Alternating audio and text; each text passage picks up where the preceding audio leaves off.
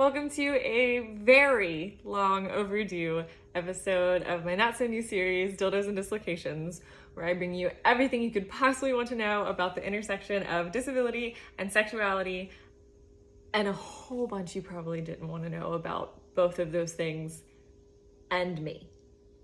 Speaking of which, I am your host, Rye.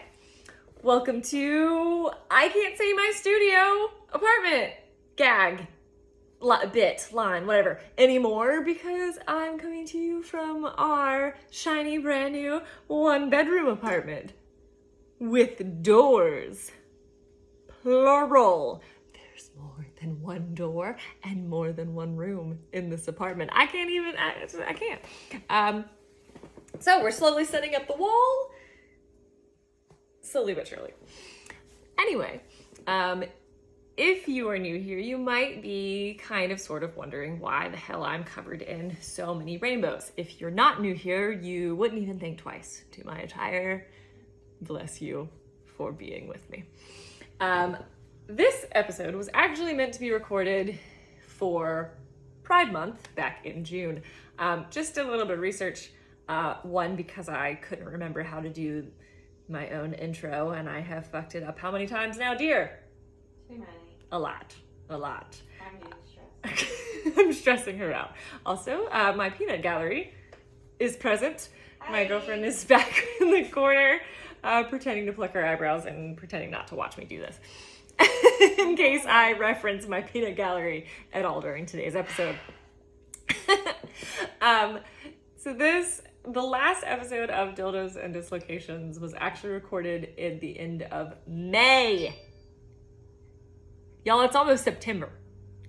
That is a problem. But then I also thought back and realized that was the last time that I think my schedule was kind of like normal. This summer has been a lot. I don't think I've ever been so busy in my entire life, but that's all right because we're back. So why do I look like Joseph in the Technicolor Dreamcoat? Oh my God, I just realized that's what I look like. Oh, can you tell I was a church kid? Why do I look like Joseph in the Technicolor Dreamcoat?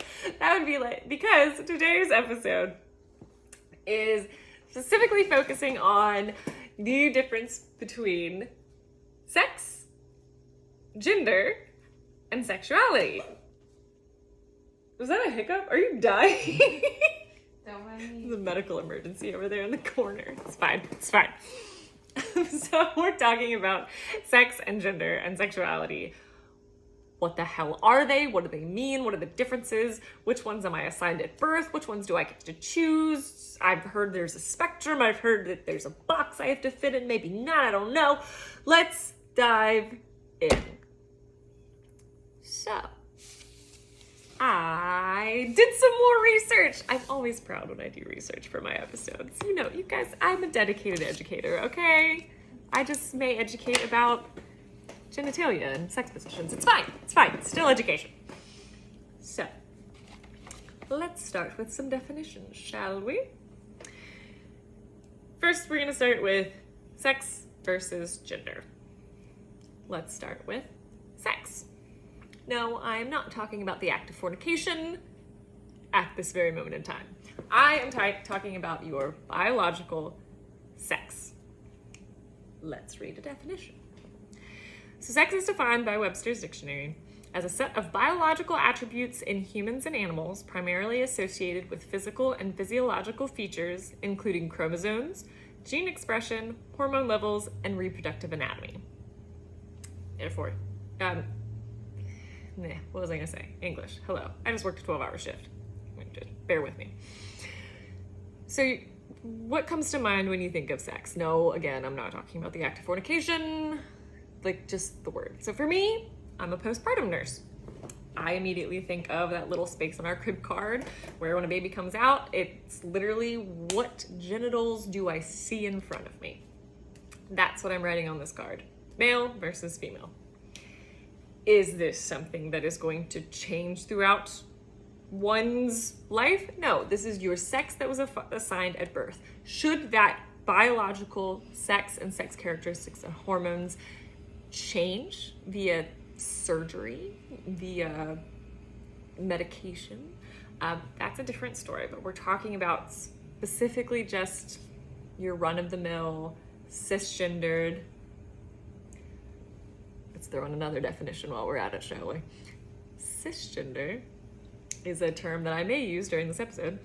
And it's a term that is used to refer to a person who was born as the biological sex that also matches with the gender they identify with. So say I was born with female anatomy, female presenting anatomy. So my genetic sex is female, and I identify as a female in my gender as well, making me cisgendered. Did that make sense? Was that complicated? Does that make sense? Peanut gallery? Peanut gallery says yes. Okay. All right, we're good. So your sex is the thing that you do not choose. All right. Got that idea? Sure. Let's move on to gender. Gender, I like this definition that I dug up. Okay. I'm proud of this. This has got a lot of stuff in here to unearth with you. So the definition of gender. Socially constructed. Let's pause. Emphasis on socially constructed range of characteristics pertaining to and differentiating between femininity and masculinity.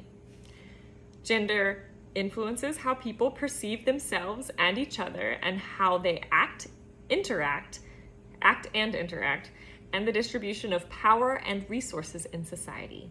Gender is not confined to a binary, nor is it static. Gender exists on a continuum and can change over time.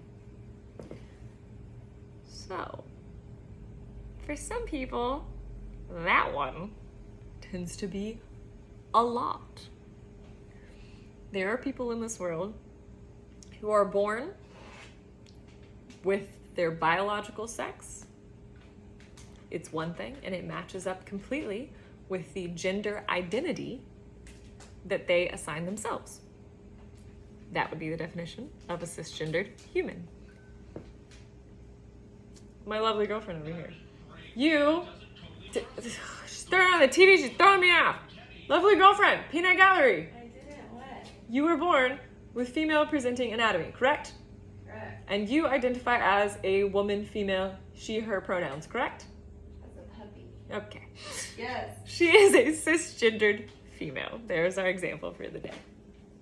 However, there are many of us who do not quite fit that easily onto a spectrum or that easily into a box where our sex and our gender match up. That's okay. The list of the gender spectrum is a lot. It's a lot for a lot of people. For a lot of people, this is brand new information.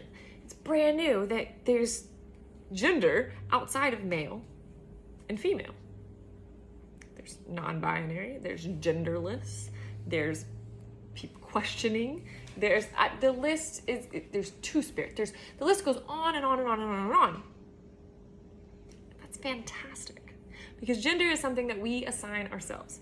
A gender is something that you may grow into, you may slowly realize over time, you may not realize until 2 days before your deathbed. Gender is always evolving, it's always changing, and that's the beauty of it, right? So you may realize years down the road that you identify as a gender completely different than the one that you've identified as one most of your life. And you know what? That is A-okay, because gender is a spectrum. It is not static. It is ever evolving. It is ever changing, just like you. You as a human being are not the same person that you were 2 hours ago, much less 2 years, 20 years, 30 years ago. Completely different people, because you're constantly evolving and changing, and your gender is something that can do that as well. Now, let's say your gender doesn't change. Let's say your gender identity is something that you have identified with from get-go. That is also okay. It's a spectrum for a reason. You don't have to fit anywhere onto that spectrum.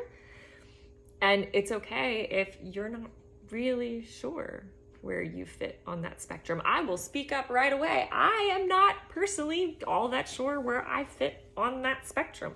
I do not identify as a cisgendered woman. I like to say I identify as a rainbow. Some days I present in a more androgynous fashion, and some days I feel more feminine, some days I feel more masculine, and that's fine. The thing about gender, sex, your biological sex that we're speaking about in the conforms of this episode is something that's fairly rigid. I like to relate it this way. So of course I was going to make some sort of medical medical example here. But I remember being a brand new nurse, and we had to do a nurse residency, and we were sitting in the nurse residency, and one of the fellow nurses, we were talking about gender, sexuality, things like that we would run into, specifically in the emergency room, because the type of people you see in the emergency room.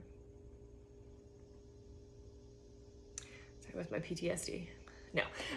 So I remember one of my classmates speaking up and saying, so say a patient comes in, and at the time, she's using the lingo that she knew. She was saying, what if the patient they say they're transgender, they say their pronouns are they, them, but they come in with a medical issue that specifically involves their genitalia that I need to know what's under the hood, so to speak. How do I approach that?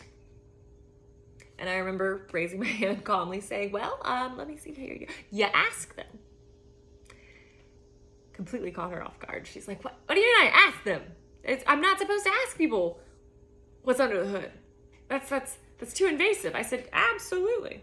If you are, Joe Schmo walking down the street and you see somebody that looks a little bit, is that a man? Is that a woman? Is that an in-between? What's going on here? And I decided to ask them, excuse me, ma'am or sir, what genitalia were you born with? That would be seen as completely inappropriate. Please, for the love of all that is good and holy, do not ask people what genitalia they were born with on the street. I'm not going to say the only time, because I know that somebody's going to come out with another time, but the only time in this scenario where that's going to be acceptable would be in a healthcare setting. Now, if the care that I need to provide to my patient specifically involves their genitalia, specifically involves their reproductive organs, specifically involves their reproduction as a human, is absolutely fine for me to ask them, what genitalia were you born with? What sexual characteristics were you born with? Because that's something that I'm going to need to know in order to provide proper treatment as a healthcare provider. Totally kosher. That's asking someone about their biological sex. Now, asking someone about their gender. Generally, in a healthcare perspective, you're not really gonna, what is your gender identity? As I triage someone in the ER. I'm not gonna present it that way. How I would present it would be, hi, welcome to the ER, or what brings you to the ER today? Ma'am, can you tell me your first and last name, your date of birth, and your pronouns? Little intercede. There is no such thing as your preferred pronouns. It's not a thing. Doesn't exist. I hate that term. I hate that term more than anything because they are not preferred. They are my pronouns. They are the pronouns that I wish to be called. They are the pronouns that reflect my gender identity. And in order for you to properly respect me, you will use my pronouns that I have selected and told you. They're not preferred. It's not an option. It's respect. Anyway, all right. So that brings us to, we're going to have to make this another two-parter. Y'all know I wasn't going to wear this much rainbow and not make 2 videos. So tune in very shortly for part 2, where we dive in a little bit more into the spectrum of gender and also into sexuality. What does it mean? What is it? Do I could choose it? Am I born with it? Does it change over time? What the hell? Ryan, help me. I am here for you. Tune in for part 2.